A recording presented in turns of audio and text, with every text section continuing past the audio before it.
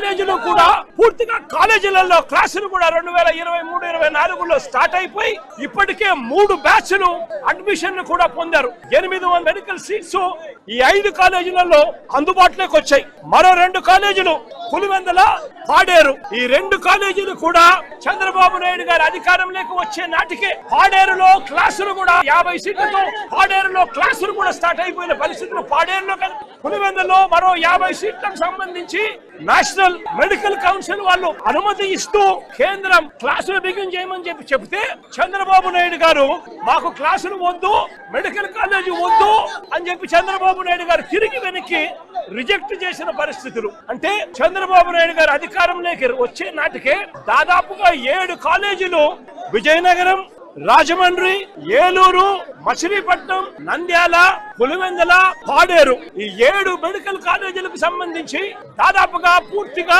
క్లాసులు మొదలైపోయి పూర్తిగా ప్రాజెక్టులు అయిపోతా ఉన్న పరిస్థితుల్లో ఈ 7 కాలేజీలు కనిపిస్తా ఉన్నాయి. మిగిలింది మరో 10 కాలేజీలు.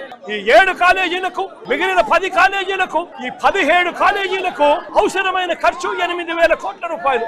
ఇందులో దాదాపుగా 3,000 కోట్ల రూపాయలు చంద్రబాబు నాయుడు గారు అధికారంలోకి వచ్చే నాటికే 3,000 కోట్ల రూపాయలు దాదాపుగా ఖర్చు చేసి ఈ స్థాయిలోకి ప్రాజెక్టులన్నీ కూడా తీసుకుని రావడం జరిగింది. నేను అడుగుతా ఉన్నా, ఇదే పెద్ద మనిషి చంద్రబాబు నాయుడు గారు 5 సంవత్సరాలలో 5,000 కోట్ల రూపాయలు ఖర్చు చేయలేరా అని అడుగుతా ఉన్నాను. 5,000 కోట్ల రూపాయలు ఖర్చు చేస్తే 5 సంవత్సరాలలో సంవత్సరానికి 1,000 కోట్ల రూపాయలు ఖర్చు చేస్తే కొన్ని కోట్ల మందికి ఆధునిక దేవాలయాల కింద పేదవాడికి ఉచితంగా వైద్యం అందుబాటులోకి వస్తుంది.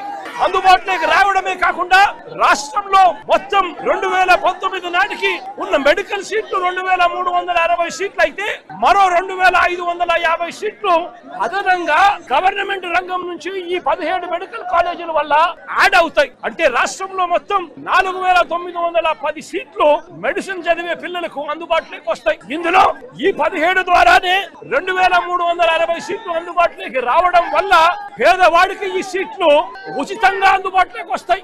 మరో సగం సీట్లు ప్రైవేట్ కన్నా అతి తక్కువ ధరకు పేదవాడికి మెడిసిన్ చదువుకునే దానికి సీట్లు అందుబాటులోకి వస్తాయి.